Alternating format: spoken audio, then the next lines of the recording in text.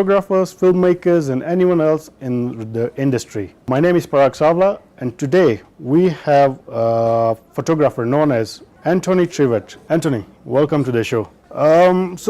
You started photography, you started learning in 2010 after leaving high school. Yes. You went to Slum TV Mwelu Foundation, where you started learning how to do video. For the organization, for the church, and at the same time you are doing a CPA. Yes. So tell us more on the journey and how from CPA you decided to become a full-time photographer. I joined Mwelu Foundation in 2010 immediately after high school, where I learned videography, shooting. Later on, after a few months, I joined Redeemed Gospel Church Media, where I learned more about the video. As time goes by, I came to get the interest in photography. Where I looked around in 2013 and I joined Photo Magic run by Steve Ndirito, where I learned more about the studio work and the weddings and how to use the camera in terms of the photography away from the video.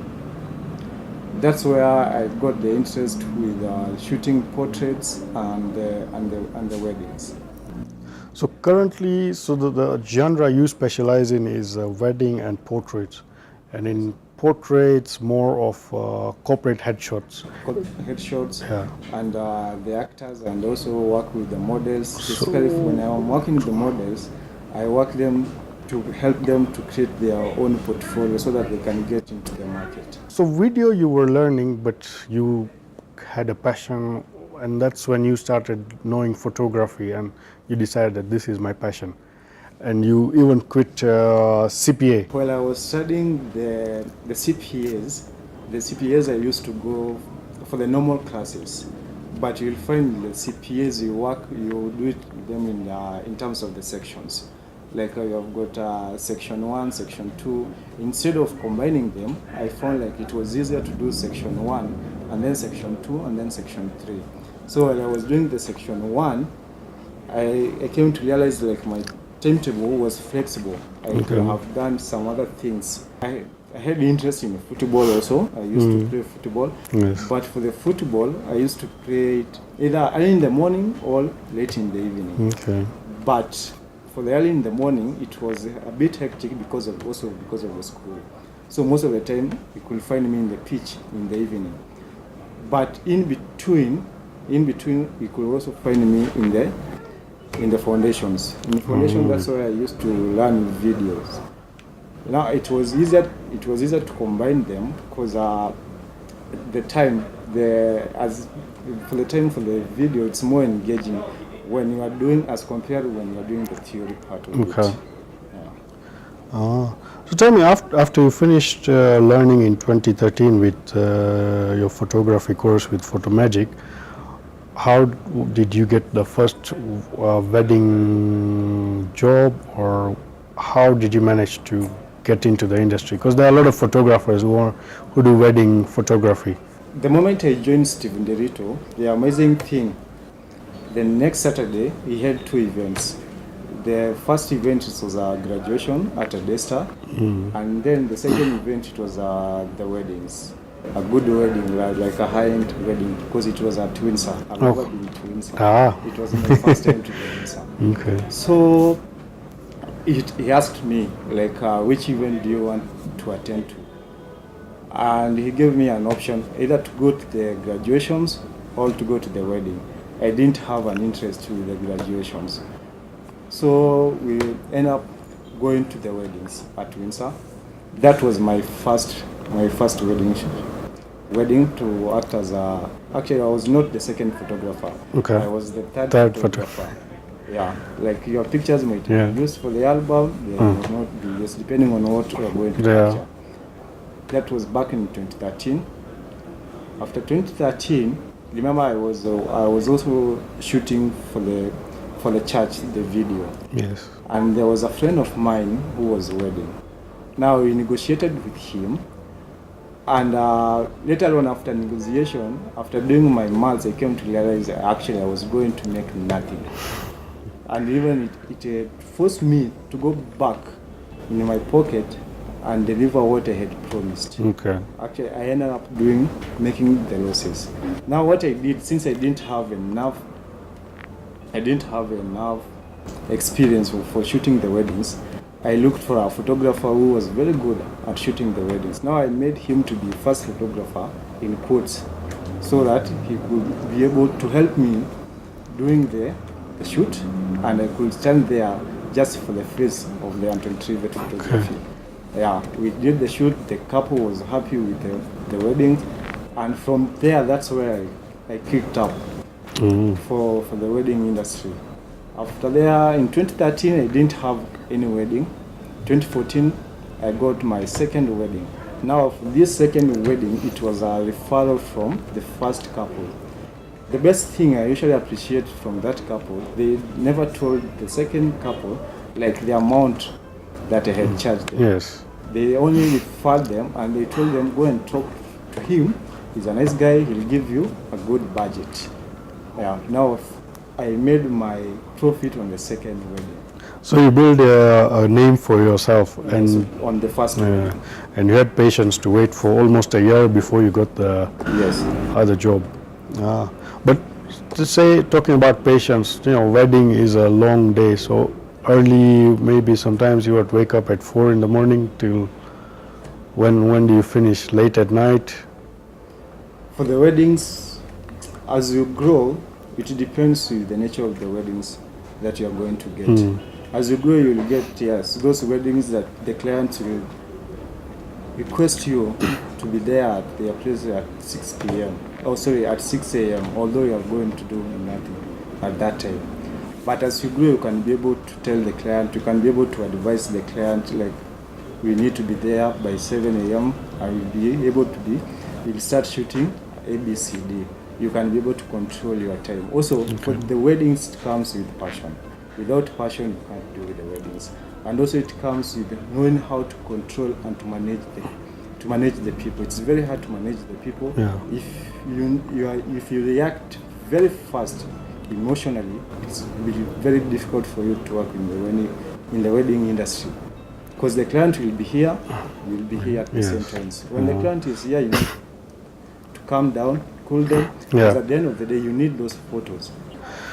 So when you're at a wedding, you've got about 100, 200 guests with their photos out, trying to capture the moment. How do you deal with them? Do they disturb you, or how do you control that? For the controlling, sometimes it's very hard. It's very hard to control the crowds. But also it depends with the system. You as a company, how do you deal with clients? How do you educate your clients when you are meeting with them? And how does your systems work? Like the moment you meet the client, you need most of the photographers, they usually have the frequently asked questions. Now you can include either in your contract or in a frequently asked question. You can tell them, or you can guide them and tell them, in any case, something happened to your images because of this guy you are coming to take the photos, you are not liable. You can't do much to be able to recover the images. And maybe if you are forced to do much, you can only turn that image to black and white because of the color cast. Yeah. And remember, some are flashing, some are not flashing. Sometimes it might affect your images. Yeah. Now, if the clients are aware of the impact of the guys who are going to take the photos, they can be able to control, not fully control, but a certain percentage, not 100%, maybe something to do with 80-70. When you get a control of 70 to 80%, the other remaining 30, it's easier to work with. Okay. And also, if the clients can come with posters that tells the client, you came here to enjoy the day, please relax, there's someone who is doing that, and to capture the moments that you're giving them, it becomes easier. And also you can be very nice to them and tell them, instead of going to compete with the photographer, taking the photos, you can take the photos by where you are seated. Please don't move. Yeah, it becomes easier. Okay. So but now the thing is, everyone wants to have that photo for themselves. So then during the wedding, do the guests ask you to send them a photo, or you just tell them, I'm giving it to the client and the client will share it with you? How do you manage that part also? Honestly, I've never encountered that because most of the time I shoot black and white. Sorry, I wear black. Okay. And most of the time I use prime lenses. Okay. And my favorite prime lens, it's 135 mm. That even sometimes the client will wonder if I'm taking photos or I'm just somewhere relaxing. Oh. Now, the person who usually gets that probably is my second shooter because it's visible. Most of the time, he's seen by other guests. Okay. And he shoots wide angle because for me, most of the time I'm very tight and I'm away from the guests. So you won't know whether I'm there or I'm the one taking the photos. Yeah. When that chance comes, like the guests, they require the photos, at the end of the day, they are not coming to me. They will be coming to the second photographer. Okay. And now the second photographer, I've taught them in such a way they can be able to manage themselves. Okay. Yeah. You are also now teaching. Maybe you can share how that is. How is sharing your experience? How is it being a teacher? Also, what has changed from the time you learned in 2013 to now 2019? If I can track back in 2013, in 2013, I think it took almost an year to convince Nderito that I can be able to join him. Yeah.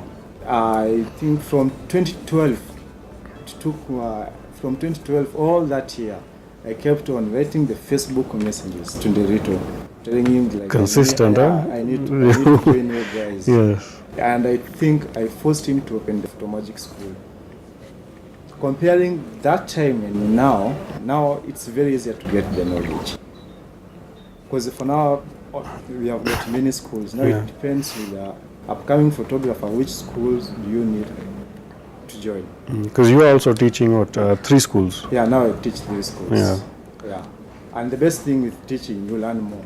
Okay. And you share more. Yes. Also, like depending on the schools, there are those schools that will give you more practicals. It becomes easier. Even when you're interacting with other students, you get to know this, the weakness of doing ABCD, and I can be able to improve on this side. Practicals, that's something you said that something you would have known when you started shooting. So has that changed now? Are the students you're teaching, when you said that someone would have, you wish someone would have told you that just start shooting, how would that have helped you? The problems comes, like for example, I can put myself in a student's shoes. When you have joined the schools, you have paid them cash, and maybe sometimes you find that school doesn't provide the cameras or it doesn't have access to the cameras. Now it becomes very difficult. Like you teach, and then when you give the work, there is nowhere or there is no access to the camera to do that work. Now you find like you are lying to those students. Because at the end of the day, as much you are teaching, also it's a practical work. The moment our students get into school, what I can say, if they can be able, even before joining the school, they can hold on before joining the school and get the camera, it will be much easier for them to learn. Because you see, like the secret about the photography, the more you shoot, the more you learn. I can come and give you the notes, full page, 200 page, full, but without shooting, you are not doing justice to yourself. Okay. So if you would have had a camera when you started, your learning curve would have really... It will have been straight, never down. Never down, huh? And I think now the gear has also become relatively cheap compared to 2013, the basic entry level. Do you also do any personal projects? Yes, I love personal projects than paid gigs. Okay. Because the best thing with... Of course you love paid gigs, because that pays you. Puts wins food and... But you see, like, personal projects, you take full control. Yeah. And yes, sometimes you work with other talents, like makeup artists, designers. But you come to appreciate, as much you're the photographer, you know the beats. You know the makeup, you know where the highlight's supposed to be, you know the shadows where are supposed to be, you know a little bit about the hair, you can talk about a little bit about the hair, you can mask. Now that's the best thing about the personal project, and also it helps you to make mistakes and you learn from the mistakes. You can't do that on a paid gig. On a paid gig, whether we make it or not, you have to be perfectionist. You cannot experiment on a Yeah, paid you cannot gig. experiment. And also, you see, like the paid gig, you are shooting on behalf of someone else's dream. Yeah. On a personal project, it's your own dream. You want to achieve something. Yes. Yeah. Have you ever shown your personal project to a client and then the client has said, yes, this is what I want? Most of my jobs I get from the personal projects. Okay. Most of my weddings gigs I get from my personal projects. Yes, I will share my personal projects, but the clients will come and tell me, oh, Antony, I love your black and white, all those dark images. Maybe something while you are on a shoot, because you're dealing with all these equipment, there are chances that something will not work or you've forgotten to carry particular equipment. Has such a thing happened to you, and what have you done? Yes. Because that's a very common thing, Well, I was starting back in 2018, the moment I joined Ndelito, I had to carry my own personal project. Yeah. Now, I don't know what happened. Like, you get into the field, you start setting up, and then a moment later you find like, I had forgotten the trigger. I will start wondering, what next? Do I cancel this shoot for the next year? But at the end of the day, you find like, this guy, the model, has spent also on the transport. You can't let him down. So without the trigger, you could not fire your Without strobe the trigger, lights. to me, according to that moment, I knew without the trigger, I couldn't do anything. But now, the benefit of the internet, I had to Google what next, what can I do? That's the moment I came to realize I can even regulate the power amount, the power output of the flash. I cancel the shoot, and the output, apart from the light being controllable, it was what you wanted. It was what I wanted. Antony, Yes. anything you want to share with our audience about yourself? Any parting shots? Any advice? What they need to do to be a wedding photographer, a portrait photographer, or a photographer in general? What I can say, whether you are shooting anything, at the end of the day, you need to learn about lighting. Because at the end of the day, the moment you know, you learn how to see the light, it will be easier to control that light. Also, if you're going to deal with people, especially for the wedding photographers, invest and know how to control people in terms of the emotions. Okay. Speaking of light, we get asked many times when customers come into the store and say, what's the best light? Do you think there's anything like a best light? Because you're saying you need to know, you have to control the light, the environment. There is no best light. Yeah. The only thing about light, maybe if you need more output of the light, but there is no best light. Because I can work with speed light. Yeah. So it's all about the creativity and knowing to see the light. Even before taking your camera out, you need to see the light. If you can't see the light, then you don't need to invest on light. Yes. Because for this light that you are going to invest on, it's coming to complement all what you are missing. Okay. Thank you very much. That is Antony Trivet. You can also visit his social media handles. Maybe you can where to find his work and where to, if you want to message him directly. Trivet, maybe you can tell them. Across all social medias is Antony Trivet. For the website is www.antonytrivet.co.ke.